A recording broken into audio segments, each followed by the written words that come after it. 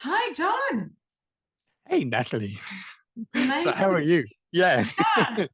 I'm great, and I'm extremely excited to have you on the What podcast because I have the pleasure of having you in one of my classes, and I love your perspectives. So I'm really excited to get into the conversation with you. But before that, let's tell people who you are.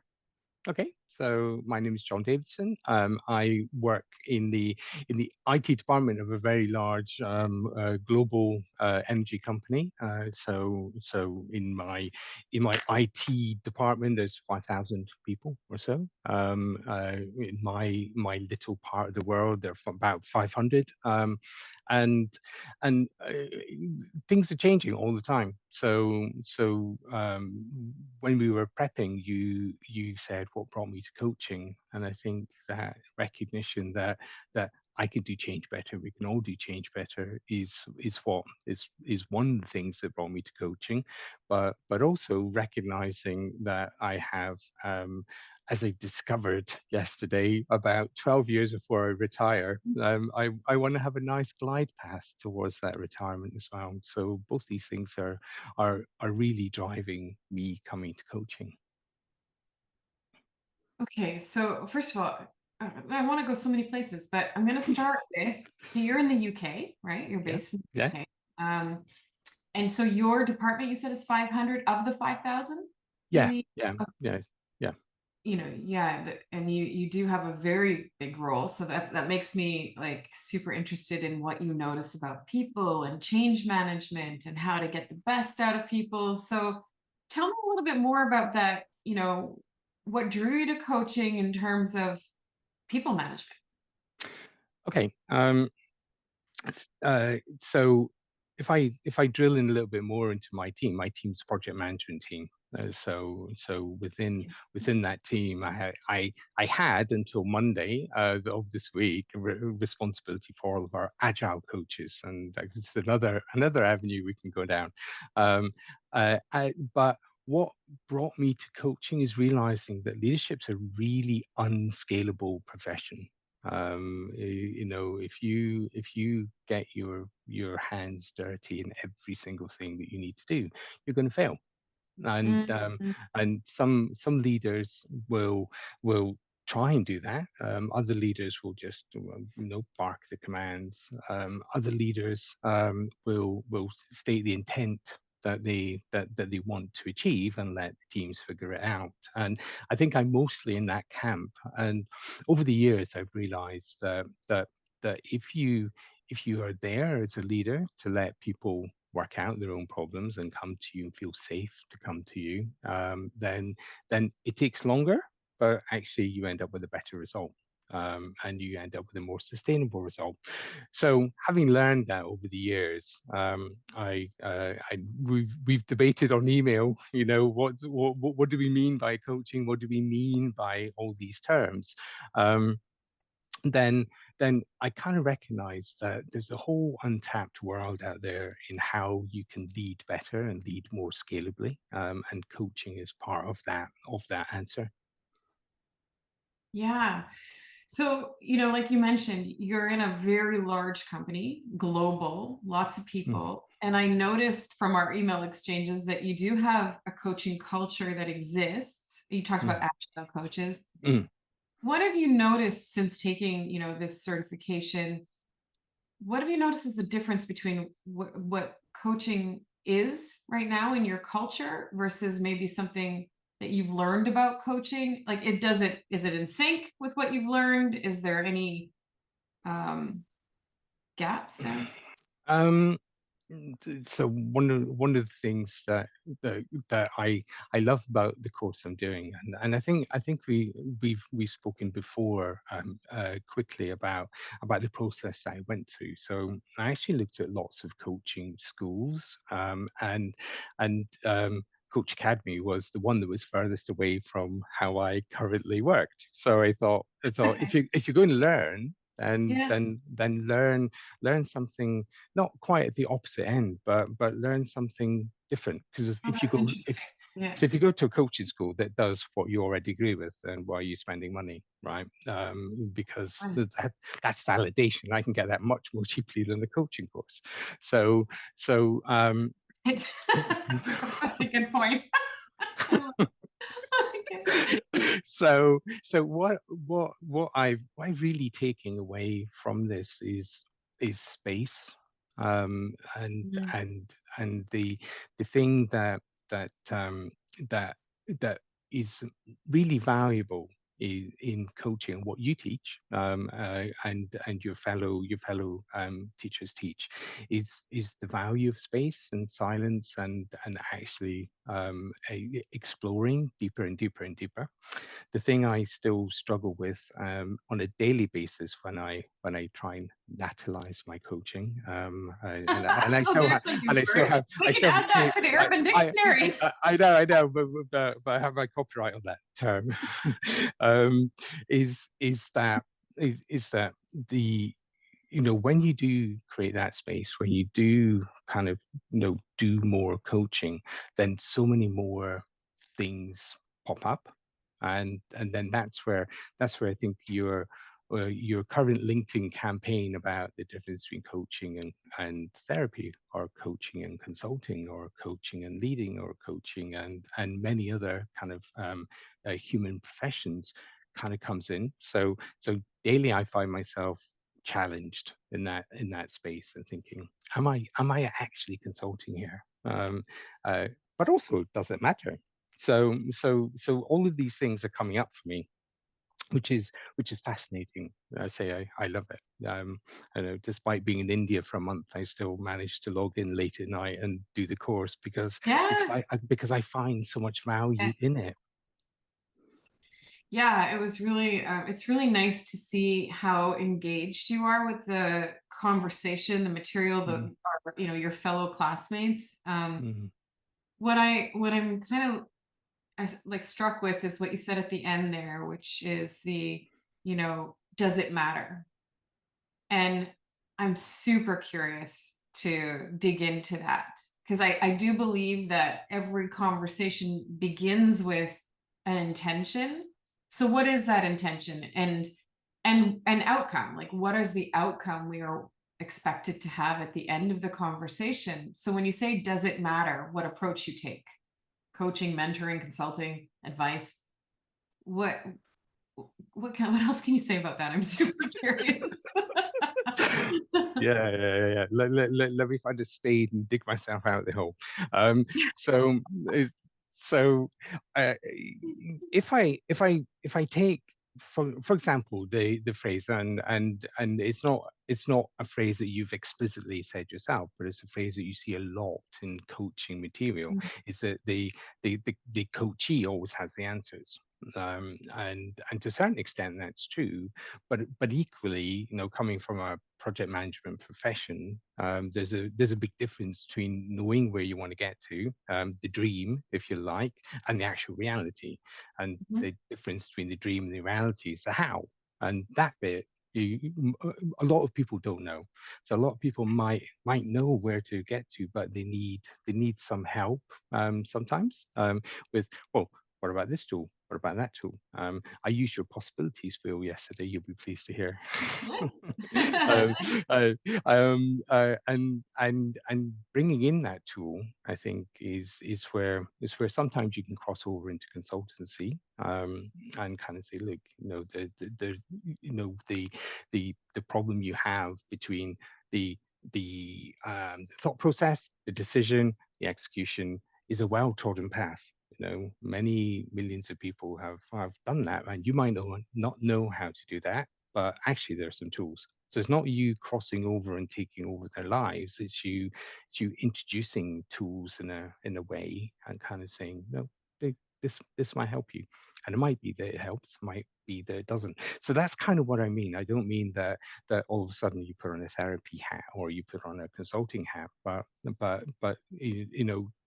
I think that there's a danger in this, assuming that the coachee knows the answer, because sometimes knowing the answer is not the same as knowing how to implement the answer. Yeah, I absolutely agree with you.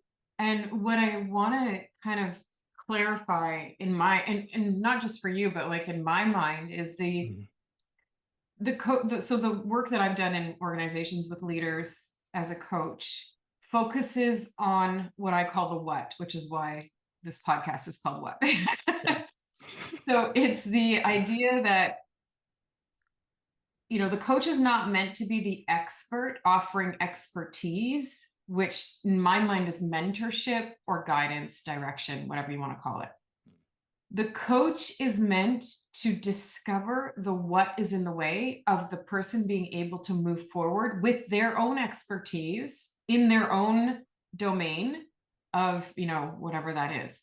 Mm, So when I hear you speak, I think the opportunity is to reveal what is in the way of progress and then move to either a mentoring or consulting or directing role to fill in the gaps of information. But with the coachee being the one to say, these are the resources I know I have, and I don't know what I don't know. And then mhm, with that information, you as a leader coaching can start to fill gaps, I think, so much more efficiently than you would otherwise if you hadn't had the coaching conversation first. Because I know for sure in my experience, what leaders do is tell before ask. They just that we're on default mode. We're programmed to do that. Oh, you have a question? Tell me what to do. I need advice. Okay, this is it. Because we rely on our past experience. We're put in a position as leaders where we are meant to know, right? Meant to lead. But with that one mhm. question of what do you already know about this before telling, that's where you get to reveal where the person is in their process. And what I've also learned is that that is often further ahead than what we anticipate it to be as a leader, further, Yes. more informed than we realize. So the telling and advice that we give is almost like a disservice to the person who has done the work to get to where they are now. And we don't even acknowledge the progress so far. So I get what you're saying. Leadership has to give information, has to guide, has to mentor. But I feel like coaching is it's in its own compartmentalized, place in leadership of like discovery and all that. Yeah, and I think we're violently agreeing on this. So I Yeah. agree. I agree. Well, what I didn't see in the intro is I did the beginning of my career 10 years in the military, and I was in Oh, I was in wow. the Navy, and during my basic training, I always remember kind of being fully clothed and being thrown into a swimming pool, and Yeah. you're supposed to kind of tread water, and and it starts off quite easy, but then eventually you kind of really start to struggle. And you say, and you ask, so when can I get out? And they say on the point of drowning, because the struggle is the training. If you're just floating there, Yeah. then you're not actually learning. And as a leader, I think we need to let people struggle, consciously struggle, but struggle, because it's in that struggle that actually the learning happens. And yes, you might have the answer. And I do a group coaching session with my Indian leaders every week. Oh, really? And yeah, yeah, and it's a very explicit agreement that we have with each other. Is I'm not going to tell them the answer, right? Um, no, I'm going to let them struggle, and work out. And although we're not kind of years into it, very quickly, they start to ask each other questions. They ask who in the network can help, how do they get help? Because again, that's how the scalability happens. So I think there's such a big link between being scalable as a leader and letting people struggle. Um, Mhm. so the SS scale, scalability and struggle are linked. Oh, Um, yeah, I love that. Mhm. Yeah. So yeah, we do agree a lot, I think. And knowing when you need to intervene, knowing when you need to actually give the information is really important. Yeah, Am I perfect at it? Absolutely not. And sometimes I intervene too early, but actually once your people start to get used to the struggle, then they'll actually tell you to shut up and let them work it out themselves. and that's cool. That's I've really seen cool. that happen, and Yeah. it's so fun to to see people take, because what is, what is coaching? It's extreme responsibility for self. I think that's how I see it, right? That we, and a lot of people don't even realize that they've given away a lot of power until we say, well, what do you think? What's your role in this? What are you willing to take ownership of? Those are the questions that go like, oh, well, I never thought of it that way. Oh, I mean, oh yeah, well, I am taking ownership. So this idea of helping people, first of all, realize that what they don't know about their ownership and their responsibility and their impact. And secondly, it's that opportunity to contribute in ways. I have one of our clients is or one of our students is a leader, also, very huge role in in like well, astrophysicist. I don't know. So he does work for NASA. Yeah. And he said to me that when he left his government job, actually, to go to this new job and step into the role, he reached out to say how powerful the impact was in leadership, because what he noticed was, instead of, taking the stereotypes that were given to him about the people on the team, he took a coach approach of curiosity, wanting to discover himself. And what he said is, one of the things he asked him is, if you knew I had your back no matter what would you do? How capable are you? And he would ask questions like, what is the meaning of this role for you? What is your purpose in this organization? And he said, with those questions, he started to see people come to life and want to contribute more and want to show him what they could do. It's this, psychological safety that we talk about all the time. And it's kind of this elusive term, but I think that's Mm. an action. It is, and I had that. So when I go out to India for 3 weeks, my wife comes with me, and then we spend a week at the end on holiday. Yeah. So we'll go somewhere, and the last thing I said to my team before going on holiday was if I don't come back to an escalation, you're not pushing hard enough, right? So giving them permission Yeah. to kind of to go out there and push themselves out there, and again, that permission is so important. And whilst in a coaching session, that's kind of almost there because the client is paying for the session. I think even in a leadership role, it you need to make it explicit that that psychological safety is there. I tell people I have their back, but I also tell them that my boss has my back, because Oh, he yeah. does. And we were talking about it today, actually, in the meeting, and I kind of on Teams ping him at least once a week or twice a week, saying, "I've done this. It might result in an escalation. If it does, then you know." And you know how often that actually, That's good. how often that actually happens is Yeah. maybe once every 4 or 5 months. But providing that safe space is really important. And there's practical, simple Yeah. things you can do, like just saying that. Yeah. It's all about the reframing. If we had, I had one of my team members call me, and she doesn't normally call me. She'll Slack, she'll text, she'll do other things. But when I saw her name on my phone, I was like, oh, something's up.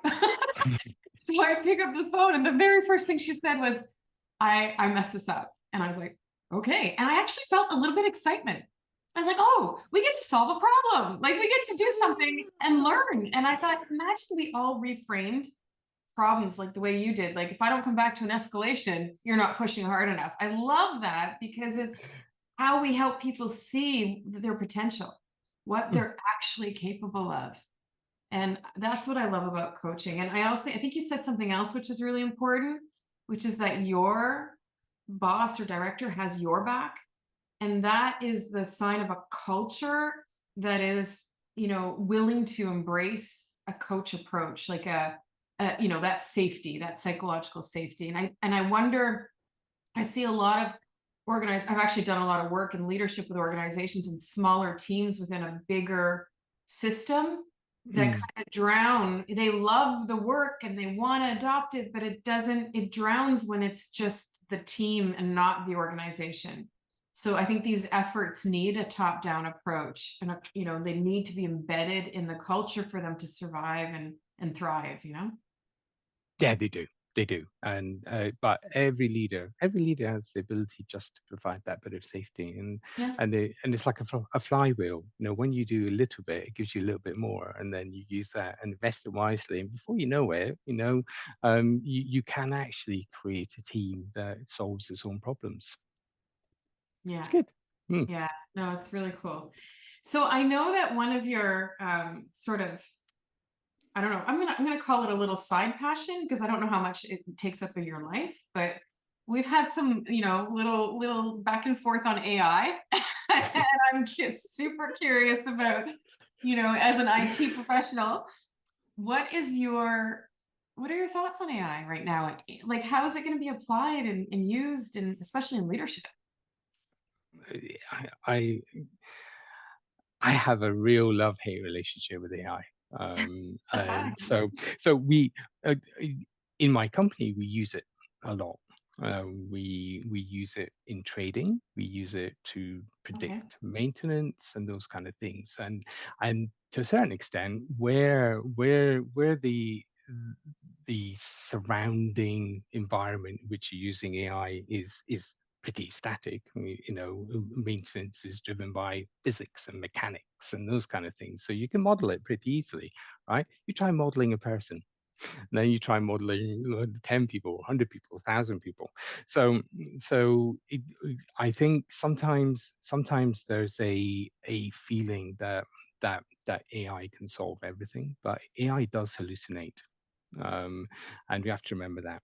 And when you're dealing with individuals, that's important. I don't want to bore you with our experiments and our views in AI and projects, because then we get way off track. But suffice to say that when you ask it a practical question on how, then quite often what you get is the results of what's been trained, not something that's necessarily correct or true.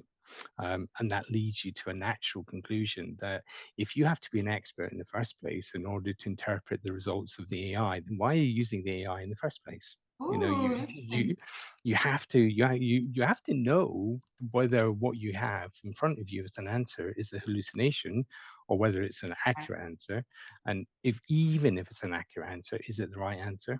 And I think in the world of coaching, that's particularly important. So one of the things that I've taken to heart from what I've learned from you, so well done you, is this idea of the realities. People have their own realities. They use Yeah. metaphors and Yeah. they're their metaphors. So if you're in a coaching session, imagine even how bad a coaching session would be if somebody's telling you something, you're typing into chat GPT and getting an answer. It's not going to be anything like what you've just heard. So what is your purpose in using AI in the first place? If it's to learn, okay. But I'm now stealing your own quote. No, the coaching is learned in the doing, not Yes. in the yeah. So Yes. so use AI by all means. And my lovely wife uses AI very effectively in marketing. So she'll Oh yeah. uh, Marketing is a great tool. Yeah. Oh, it's a great tool. I mean, Yeah. she calls her AI Michael, and it responds to Michael, and Oh, she'll say, cool. yeah, and she'll say, oh, I asked Michael to put this together and everything. It's really, really good. I've tweaked this and I've tweaked that, and because Michael is a he, and he will do this and he will do that. I've just asked him if I do that. So in some Um, contexts, it's great, but she's got 25 years plus in marketing, so she knows whether Michael's right or wrong. right. And I think in a coaching context, you've got to think, well, I can't use it live because what kind of coach are you going to be if you kind of wait after each answer and then put it into chat GPT and wait for the response? That's not going to work, right? So you have to No. you have to go in advance and ask the questions you think you're likely to get. And if you know in advance what you're likely to get, then you're probably going to know what it is you're going to get back and how you're going to adapt it. So you are right. And in the world of AI, um, you still need to be the expert. You still need to learn coaching in the doing. You still need to make your own mistakes. But most importantly, you need to reflect back what your coachee is saying to you and put things into context. And that's what AI is terrible at, is context. Oh, terrible, terrible context. Also, um, I noticed the humanness, the nuances that we come with, like the metaphors and what they mean to us, and that the curiosity of a change in tone, which I know AI is being programmed to be more emotionally intelligent, but just what you're saying, I don't know. I think it's a great brainstorming partner, when you're thinking about ideas and you want to throw things out. But I really love what you said, which I'd never really thought of it that way. You need to be an expert to interpret it if you're going to be using it in technical fields, right? Or even Mm. as a marketing, person who wants to do well by their client. You want to know the market. You want to know the impact of your strategies.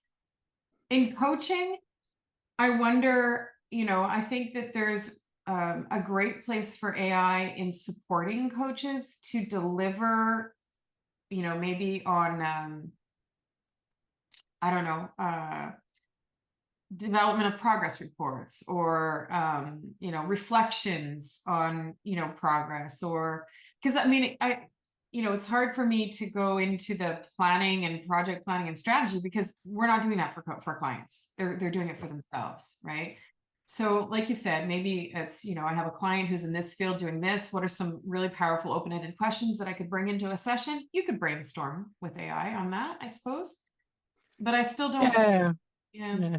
But your opening question that you normally ask, and some variant of what's going on for you, is actually is so powerful and so right. And I use it. I've stolen it, and I use it in my group coaching as well. and Well, I and kind of took it from a coaching habit anyway, so well, there you go. There you what's on go. your So mind? Yeah, yeah, Like, well, perfect. And that's the beautiful thing, right? Is that we all learn from each other. yeah. But you have no way of predicting what's going to come up. So I had a session today. So I always do it. It's 9 a.m. till 10 a.m. on a Thursday, because my team are in the office together on the Thursday, and they're around the table. So they're there, and I'm this disconnected face. um, but what comes up can be anything, and the energy in the room can be anything. You got no way of predicting it, and you got no way Mhm. of knowing the context behind it. I know the context because I kind of know what's happening in my team, but an AI doesn't know the context, and trying to predict up front. You've got 10 people in a room. You've got 10 times 9 is 90 individual relationships, okay, both ways, okay. How are you going to program that in and see what's likely to come up? You're not. So I'm sorry, coaches, if you're listening to this and thinking that I can spend $20 a month on ChatGPT and be a great coach. You can't. You've got to go the long way. That is your value. Yeah, I think, human complexity, the human condition is too complex for AI in coaching. I just like you just mentioned one small, perspective on the variables, like the relationships in the room and the different combinations of relationships. It's very interesting to see the impact. Like I was actually reading a post on LinkedIn. Someone had applied to a job and got a response right away, a phone call from an AI bot to ask further questions or something, and the AI bot was like repetitive with the questions, didn't really like know what they were asking. The questions were silly, really. And then there was a complication with technology and it hung up on her, and then she had to call back, and she was like, people who are job seeking, I feel that's a kind of it's either a huge opportunity or it can be very vulnerable. Like it's not, you don't want to be talking to a machine, I don't think. And so Mhm. her post was on this like kind of reality of what are we going to do with AI, and how when does the human connection become more important than the efficiency of the connection, you know? I don't know. Yeah. I've learned that as a customer of many companies who force me through this, the only response you can give to any questions, I want to leave the company, and then the AI is programmed to put you through to a human, so you kind of know, right, that's it. I've hit the trigger word.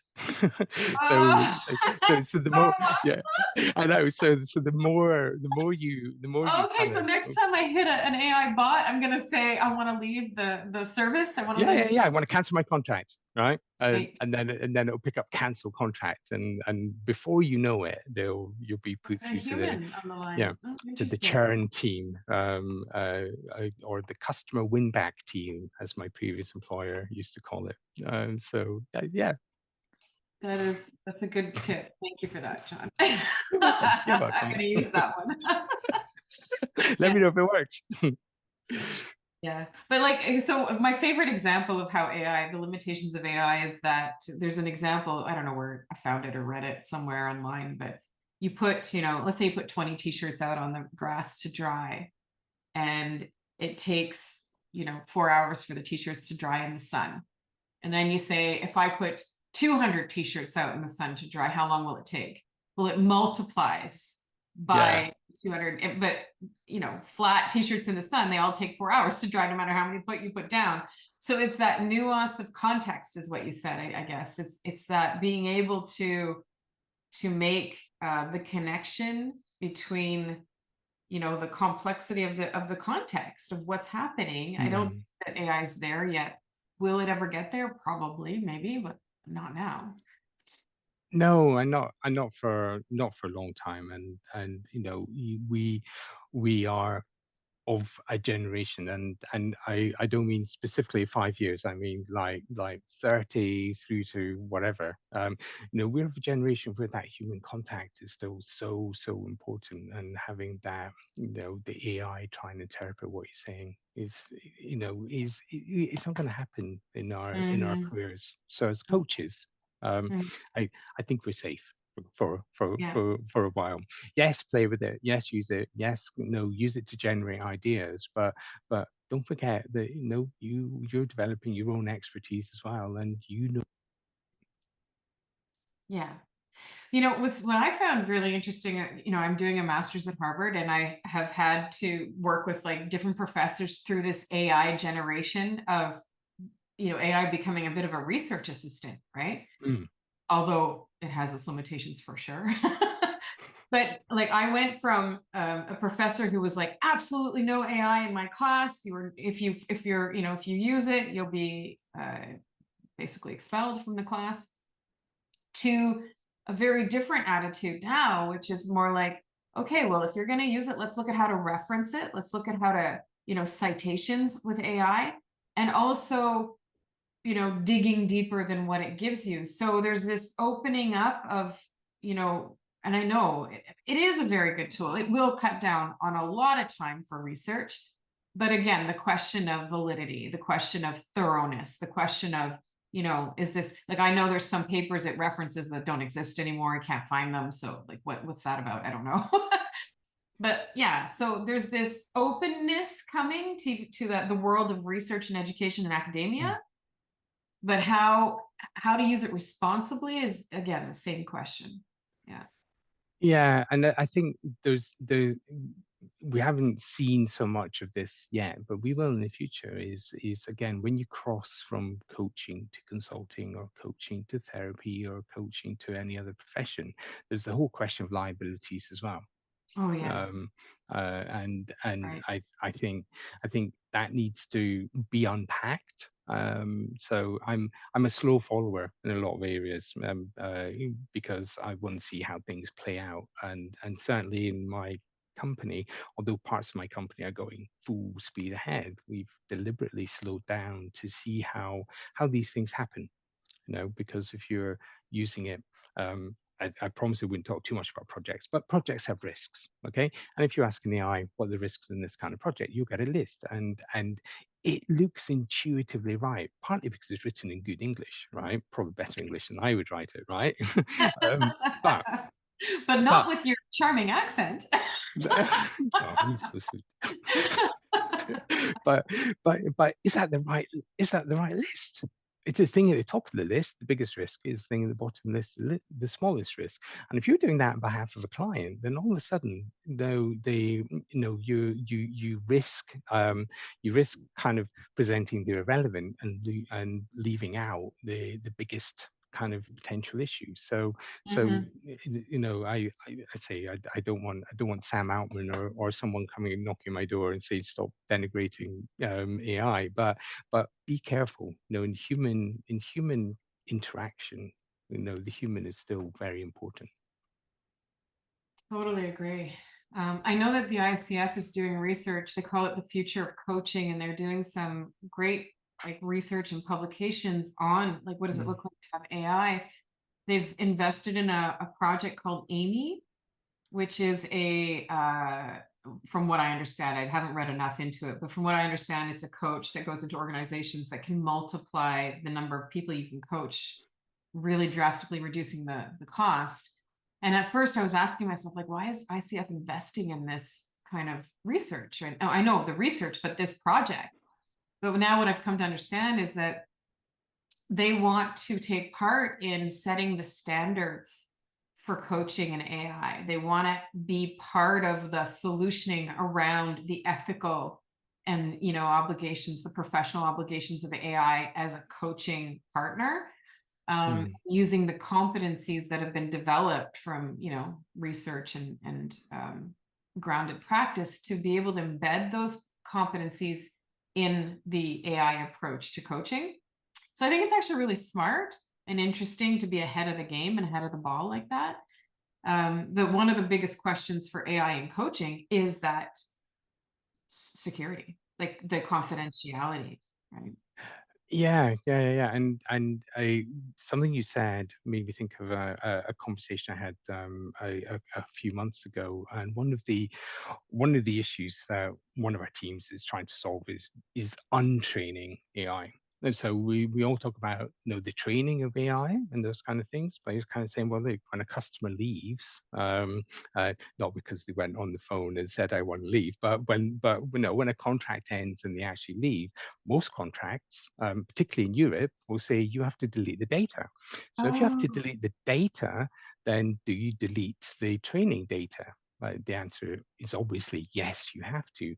But then how does that impact the retraining and all those kind of things? So that conversation was sparked by what you said, because when you think about the research and and all the time new research comes out, but also old research gets relooked at, and what you thought might be valid last year isn't valid this year. So how do you know the AI that you're using, whatever it is being retrained, detrained, and all these kind of things? So there's a long way to go in this. But the other thing that you said that really sparked a thought in me is that going back to coaching itself, I think one of the things that the ICF maybe needs to also invest in is what are you buying when you're buying a coach? Because I think that's still not clear to a lot of people when I test it out with people. Every, I know a few podcast episodes ago, you made the joke about, oh, I'm a coach, which sport? But I think I'm a it's more coach. fun. What was the joke? Oh, it was, oh, I'm a coach and they switch sport, Oh yeah, um, yeah, yeah, but it is more fundamental than that. If I buy one of these, I kind of know what I'm buying, right?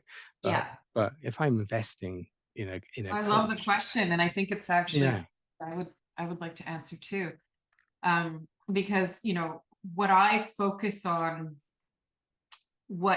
is so compelling about coaching for me is those learning goals, not the performance goals. So mm, AI, I feel, can be strategic and performance goals, but I don't think it can be effective in learning goals because of what we talked about, the complexity of the human condition.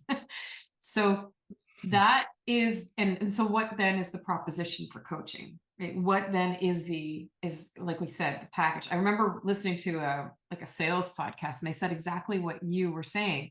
How do you package your service? Because you can't really package it. It's not, it's not tangible. But if you could, what would it look like sitting on a shelf wrapped in whatever, wrapping that you want? Like that's how you have to present it to people to be able for them to be able to, say, oh, this is what I get. And I think Mm. there's, a great discussion there for sure. What do There you get? there is, and how they find you. So in I for the last 25 years or so, I've worked in energy companies, but in other parts of being an energy company, and I spent several years in B2C marketing. Mm. And the trouble always is being found. So all this organic search and paid search and old search and all these kind of things fundamentally is, how do your customers find you, and what are they looking for when you come up for them? And I'm still not convinced, and maybe you could just tell me I'm wrong, in which case I want to learn more. But I'm not convinced that customers think that what they're looking for is actually what is being sold. I think there's a big mismatch. I'd love to kind of understand that Well, more.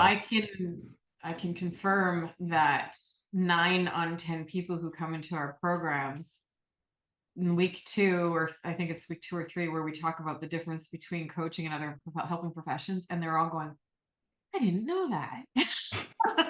So yeah, I can confirm that's pretty much the case. And the idea for this podcast came from the opportunity to, bottle what we do and share it with, like, because I was like, how do we bottle what we do here? That the power of the work that you're doing to unlearn and relearn and then apply. And people, like, I was in a class and they were coaching me. Actually, the class was coaching me on this topic. And it came to sharing it through the people who've taken the program to be able to convey what is coaching to you, and the power of the realization of what it actually is versus what people seem to, assign or labels to coaching. And that's even more fascinating, right? Because if you drill down a little bit further into that, so your sessions are 2 hours long. They always feel like 20 minutes, but they are actually two Yes. hours. um, Yeah, because of so you, I'm thinking of extending them to 3 hours. because of me, thank you. Yeah. But they're 2 hours long, right? Yeah. And so I should say, by the second or third sessions, that's 6 hours in, the coach is finally starting to realize, oh, actually. So how do you package it? How do you package it in a way that somebody kind of says, I have this problem, I know, I'm going to go and find a coach. I think it's fascinating, and Yeah. really, making that link. So, because when I talk to coaches, uh, I, I hear the same thing. My wife does health coaching, after her 25-year career in marketing, but her WhatsApp group of health coaches all struggle with the same thing, right? It is how does somebody know to come to me and not to just stew in their own problem, because they don't realize that there is a way to get to the answer. Then, of course, it's how much are you charging, which is a different problem. But the first problem is how do I link the fact that I have a problem to there is a profession out there that can help me address that problem. There's so, I could go on forever. My whole thing about professionalism of coaching and defining a global definition of coaching is a very important part of my mission to educate the public on what a professional coach is, compared to somebody who just calls themselves a coach with no training, no expertise, no strategies. Like, you may know the law, but you need to have some strategic sense about you as a lawyer. Just because you know the law doesn't make you a good Mm, lawyer, right? Doesn't even make you a lawyer.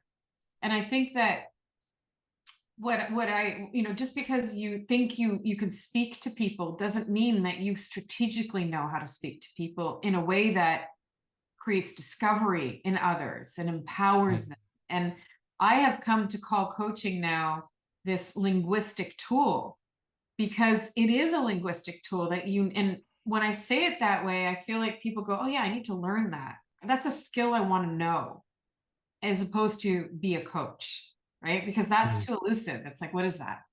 But if I say, learn a new linguistic tool that will differentiate you from every other leader out there, that will help you empower others to discover their true potential, that is, oh yeah, it's a tool, it's a strategy. I get that. So, yeah, thanks for the question. And I think it's an important one. And I think that there's so much, we could have another podcast on that one topic.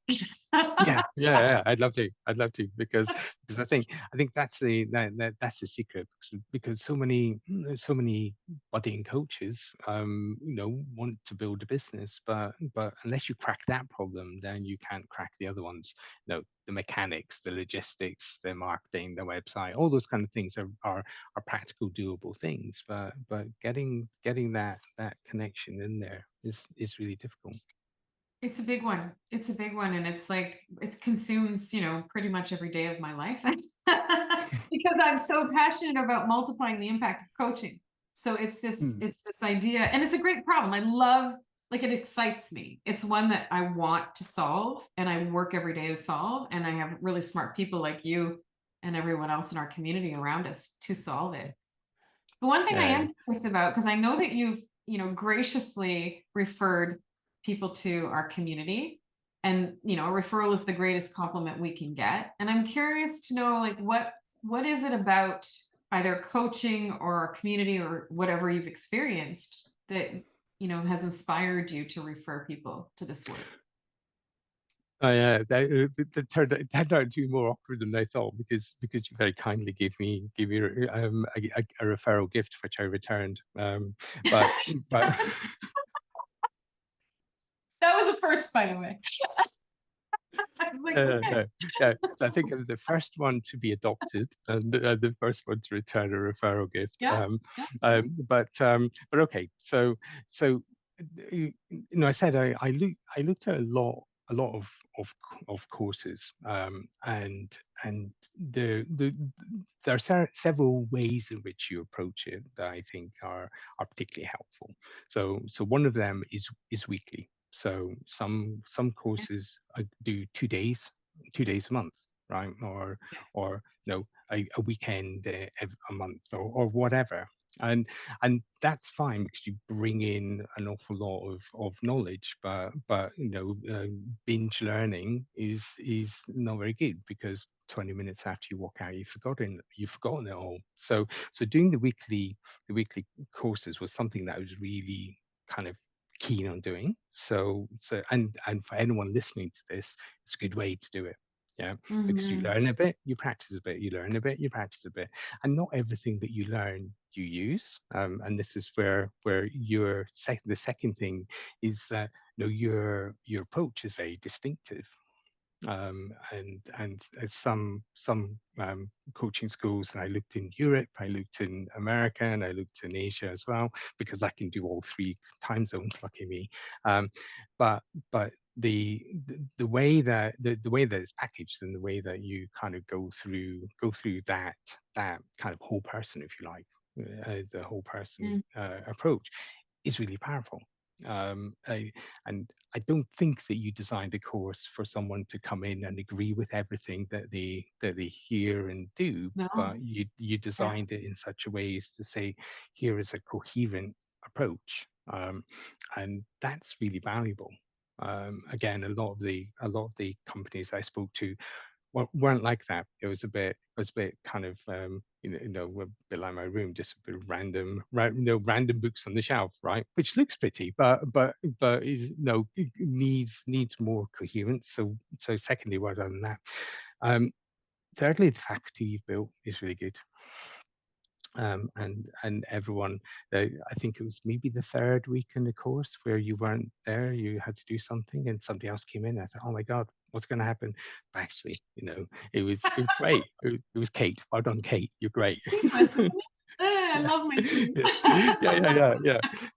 And sometimes you can build a school, and it's personality driven. It's that one person, and anyone else you get, you're kind of getting the B team. But I think you Oh own no, the I A think team. all Mhm. the 18, and that is great. Um, and I think the last thing is probably the way that you've built the cohorts. It's a great cohort, and I've told you a story, and not the whole world needs to know, but I got my Canadian passport at the end of last year. So I thought, do I build a network in the same country I live in, or do I build a network somewhere else and get a different perspective? So I went for that, and it's been a really good thing to do. Um, Mhm. so when you package all that together into a training course, that's a really powerful package. So yes, I have referred people to you, and I know at least one of them has started, and I've caught up with her, and she loves it. Yeah. And if you ever interview her, she'll tell you the same thing. But this is the fourth time she's kind of done a coach Oh, course, but it's the okay. first time that she's actually feeling she's getting the value for money. So well Ooh, I done. love Yeah, that. I'm gonna have yeah. to do that. Yeah, you're But gonna have to dig into it, but that package works, but it only works because all the parts work together. yeah, well, and I just really appreciate what you said about that, you don't just get, if you get me, you don't, it's not A team, B team. I Mm. think the whole team, that's what I love about our team is we all bring our A game every time. And it's, um, I've had other people tell me it's seamless when people come in for me because I can't attend all the classes. And I really just, I love that that's your experience. And I've never heard it put that way. So I really like it. And I'm going to go share that to my, with my team. But Yeah, I can even extend it because now I've finally got around. Now that I'm back in the UK, I finally got around to do my first mentoring session, oh, and good, and I actually just chose at random from good. your list of mentors because I thought actually it doesn't matter who I have, and so I'm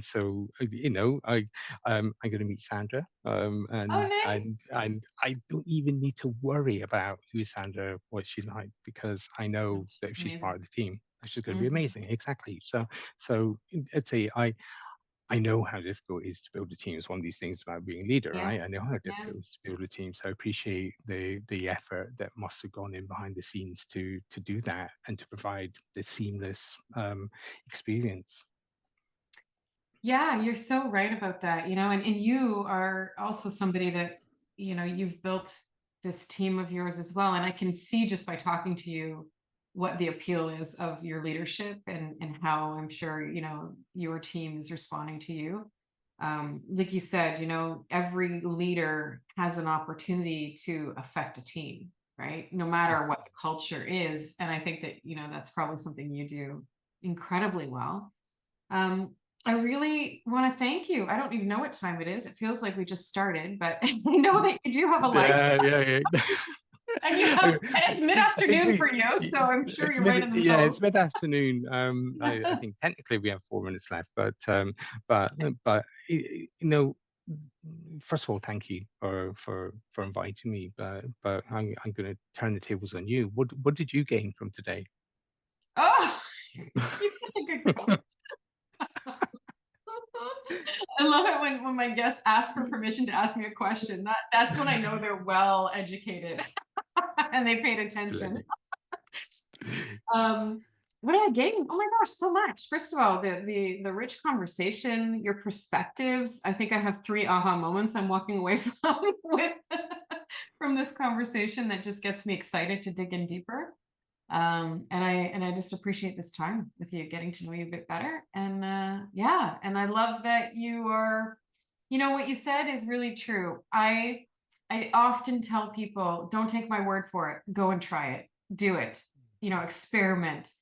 I have the 40,000 plus hours of all the things, mentoring, coaching, creating curriculum, facilitating. I know what I know, but you've got to figure that out for yourself and experiment with what it works and doesn't work for you. And I really, I'm very, yeah, attached to people knowing that this isn't a cookie cutter program. This is not a script. This is not a doctrine. This is a conversation. This is an experimentation. I often refer to Mm. your coaching practice as a lab. Go and experiment with your lab, of skills and tools and people that you can affect. So yeah, yeah, really appreciate this conversation. Thank you. Thanks for Thanks, your Leslie. time. And you're Okay. welcome back anytime. I'll interview you next time then. We can go into some of these topics in depth. I know that you're more of a leader in organization, and I don't know if you have an open practice. Did you want to leave some contact information for anybody who may want to reach out? I'll leave my LinkedIn, and people. In fact, I did kind of say on LinkedIn that I'm looking to coach people. Oh yeah, I saw that post. Yeah. Career coaching is where I've landed. It's not necessarily where I Okay. want to be, but I've done a lot of it. So if Hmm. people want to reach out and just get a perspective, I can't promise that I followed the Natalie book precisely, but but I but think you uh, need to just be but John. yeah, exactly. Yeah. There's some over the last 20 years. There's some well-used tools, and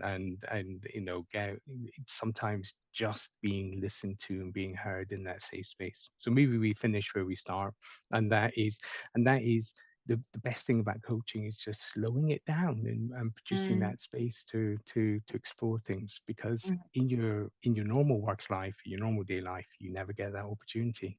mhm. Oh, so good. Well, we'll put your LinkedIn profile link in the show credits, like the description. Yeah, And apart from that, thank you so much. Have a thank wonderful you. afternoon, John. Yeah, and you have a wonderful rest of the morning. All right, take care. Thanks. All right.